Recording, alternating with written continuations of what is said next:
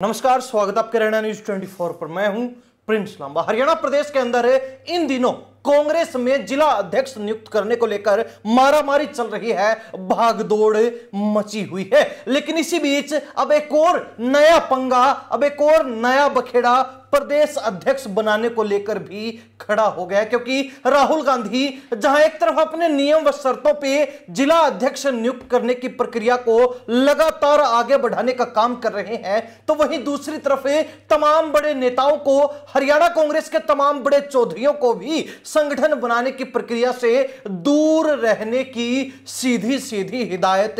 दे रखी है। तो वहीं आपको बता दें कि अब प्रदेश अध्यक्ष बनाने को लेकर भी कांग्रेस के सभी बड़े चौधरियों को जोर का झटका धीरे से देने का काम राहुल गांधी के द्वारा कर दिया गया, क्योंकि एक तरफ प्रदेश अध्यक्ष पद को लेकर हुड्डा खेमा लगातार प्रयास कर रहा था कि चौधरी उदय भान की तरह ही एक बार फिर हुड्डा खेमे का प्रदेश अध्यक्ष पद पर कब्जा हो जाए, या तो भूपेंद्र सिंह हुड्डा जिसे चाहे वो प्रदेश अध्यक्ष बन जाए, अन्यथा अगर हाईकमान भी प्रदेश अध्यक्ष का चयन करता है तो वो हुड्डा खेमे से ही संबंधित हो, हुड्डा खेमे से ही जुड़ा हुआ हो। लेकिन दूसरी तरफ कुमारी शैलजा भी प्रदेश अध्यक्ष बनने की दौड़ में लगातार शामिल है। पूर्व में भी वो प्रदेश अध्यक्ष रह चुकी, लेकिन एक बार फिर प्रदेश अध्यक्ष बनकर हरियाणा कांग्रेस की कमान संभालना चाहती है, जिसको लेकर लगातार वो भी प्रयास कर रही हैं कि उनको प्रदेश अध्यक्ष बना दिया जाए। तीसरी तरफ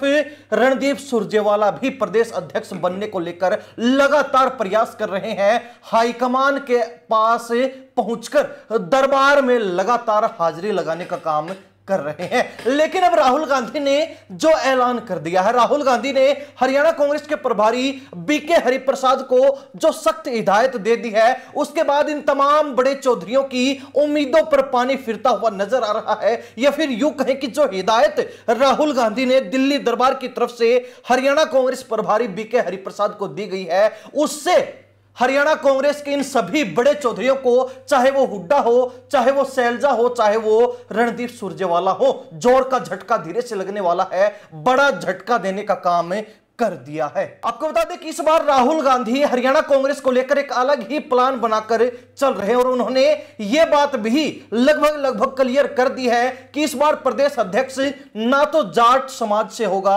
ना जाट नेता कोई प्रदेश अध्यक्ष बनेगा, ना ही एससी वर्ग का यानी कि शेड्यूल कास्ट से कोई नेता प्रदेश अध्यक्ष बनेगा। यानी कि जाट और दलित वर्ग का जो समीकरण पिछले एक दशक से ज्यादा समय से हरियाणा प्रदेश में चला आ रहा है, उसको तोड़ने का काम अब राहुल गांधी ने कर दिया, और राहुल गांधी की तरफ से सख्त संदेश यह देने का काम कर दिया गया है कि जाट और एससी वर्ग से बाहर निकलकर इस बार प्रदेश अध्यक्ष ओबीसी वर्ग से बनाया जाएगा। यानी कि अब जो है राहुल गांधी हरियाणा प्रदेश के अंदर लगातार तीसरी बार बीजेपी की सरकार बनी, तो उनको यह समझ आया कि इस सरकार को बनाने के पीछे सबसे बड़े कौन से वर्ग का हाथ है, किस वर्ग के ज्यादा झुकाव के चलते बीजेपी तीसरी बार सरकार बनाने में कामयाब रही, तो वो वर्ग ओबीसी वर्ग है। क्योंकि हरियाणा प्रदेश के अंदर ओबीसी वर्ग की सबसे ज्यादा तादाद अहिरवाल क्षेत्र में है, दक्षिण हरियाणा में है। यहां पर यादव बाहुल्य इलाका है, और इस इलाके में जितनी भी विधानसभा सीटें हैं उनमें लगभग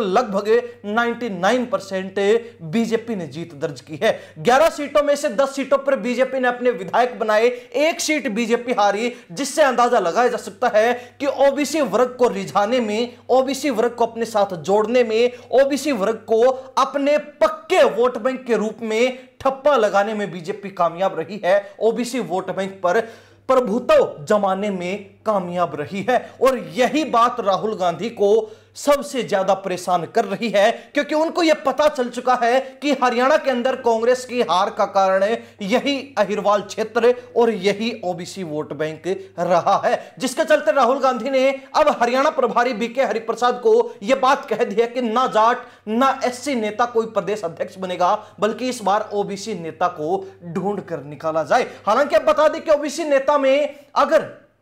नजर डाली जाती है, पूरे हरियाणा प्रदेश में अगर नजर दौड़ाकर देखा जाता है, तो कांग्रेस के पास कोई खास बड़ा चेहरा नहीं है। हालांकि रेवाड़ी से 6 बार विधायक रहे कैप्टन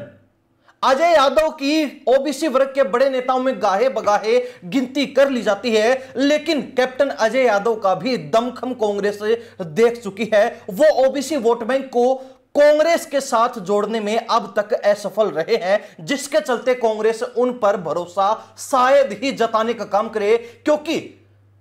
राव इंद्रजीत सिंह के खिलाफ लोकसभा चुनाव जब उन्होंने गुड़गांव लोकसभा सीट से लड़ा तो उस समय भी वो ओबीसी वोट बैंक को अपने साथ लाने में नाकामयाब रहे थे और एक लंबे चौड़े मार्जिन से करारी हार का सामना करना पड़ा था। तो ऐसे में कहीं ना कहीं अजय यादव जो ओबीसी वर्ग के नेता जरूर हैं, कांग्रेस के नेता जरूर हैं, लेकिन कहीं ना कहीं कांग्रेस उनको एक प्रदेश अध्यक्ष बनाने लायक नेताओं की लिस्ट में शामिल नहीं कर रही है। उस नजरिए से कांग्रेस उनको नहीं देख रही है, कांग्रेस उनको प्रदेश अध्यक्ष बनने के काबिल नहीं मानती है। इसके अलावा अगर ओबीसी वर्ग के अंदर भी सैनी समाज से देखा जाए या फिर गुज्जर समाज से देखा जाए तो भी कांग्रेस के पास कोई खास बड़ा चेहरा नहीं है। वहीं ओबीसी वर्ग के जो अन्य तबके हैं उनमें भी कांग्रेस के पास कोई इतना मजबूत और बड़ा चेहरा नहीं है जो प्रदेश अध्यक्ष बनकर कांग्रेस की कमान संभाल सके, कांग्रेस को दोबारा से हरियाणा प्रदेश में खड़ा कर सके। जिसके चलते अब हरियाणा कांग्रेस प्रदेश अध्यक्ष बनाने को लेकर फंसी हुई है और सबसे ज्यादा टेंशन जो है प्रभारी बीके हरिप्रसाद की बढ़ी हुई है। इसके विपरीत हरियाणा कांग्रेस के जो बड़े चौधरी हैं, चाहे वो हुड्डा खेमे की बात हो चाहे शैलजा सुरजेवाला खेमे की बात हो, इन खेमों के भी पसीने छूट रहे हैं, क्योंकि अब इनको यह एहसास हो रहा है कि कांग्रेस हाईकमान इनको नजरअंदाज करने की फिराक में है। कांग्रेस हाईकमान इनको भाव नहीं डाल रहा है। कांग्रेस हाईकमान हरियाणा कांग्रेस के सभी बड़े चौधरियों को, सभी बड़े बड़े नेताओं को, सभी धुरंधरों को साइड लगाने की फिराक में है और कहीं ना कहीं खुड्डे लाइन लगाने के प्लान पर पहला स्टेप जो है कांग्रेस ने ले भी लिया है। प्रदेश अध्यक्ष पद से एससी और जाट वर्ग की छुट्टी करके ओबीसी वर्ग को तवज्जो देने का तात्पर्य है कि यहां पर किसी वर्ग को साइड नहीं किया जा रहा, बल्कि बड़े चौधरी जैसे कि भूपेंद्र सिंह हुड्डा, कुमारी शैलजा और रणदीप सुरजेवाला सरीके नेताओं को साइड करने का काम, खुडे लाइन लगाने का काम किया जा रहा है, ताकि इन नेताओं के बीच जो चौधरी की लड़ाई है, जिससे कांग्रेस हर बार अपनी जड़ें खोखली करवाती जा रही है, इन नेताओं के बीच जो चौधर का आपसी विवाद है, जिसके चलते लगातार कांग्रेस को भारी नुकसान उठाना पड़ रहा है, वो जो लॉस कांग्रेस ना उठाए, वो जो लड़ाई है, वो जो चौधर की जंग इन नेताओं के बीच है, उसको खत्म कर दिया जाए। और इसीलिए अब कांग्रेस एससी और जाट वर्ग से हटकर ओबीसी वर्ग को तवज्जो देने का काम करने की प्लानिंग तैयार कर रही है। प्रभारी बीके हरिप्रसाद को ऑर्डर मिल चुके हैं। प्रभारी बीके हरिप्रसाद को अब ओबीसी वर्ग से संबंधित कोई बड़ा चेहरा ढूंढना होगा, जो उनके लिए एक बड़ी चुनौती है, जो उनके लिए एक बड़ा चैलेंज होने वाला है, क्योंकि कांग्रेस के पास शायद ही ओबीसी वर्ग में कोई इतना बड़ा चेहरा हो जो प्रदेश अध्यक्ष की जिम्मेवारी संभाल चुके। खैर, इसके अलावा भी आपको बता दें कि फिलहाल जून का महीना खत्म होने के कगार पर पहुंच चुका है। जून का महीना समाप्त होने में 3-4 रोज का ही समय बचा है, क्योंकि राहुल गांधी के द्वारा जब वो चंडीगढ़ हरियाणा कांग्रेस के नेताओं से मुलाकात करने के लिए, मीटिंग लेने के लिए पहुंचे थे, तो डेडलाइन दी गई थी कि जून के महीने से पहले पहले मेरे पास जिला अध्यक्षों का पैनल तैयार होकर पहुंच जाना चाहिए। लेकिन अब तक वो काम भी हरियाणा कांग्रेस के अंदर पूरा नहीं हो पाया है, जिसके चलते अभी प्रदेश अध्यक्ष पद पर बदलाव की उम्मीद काफी समय तक लंबित रह सकती है। लेकिन दूसरी तरफ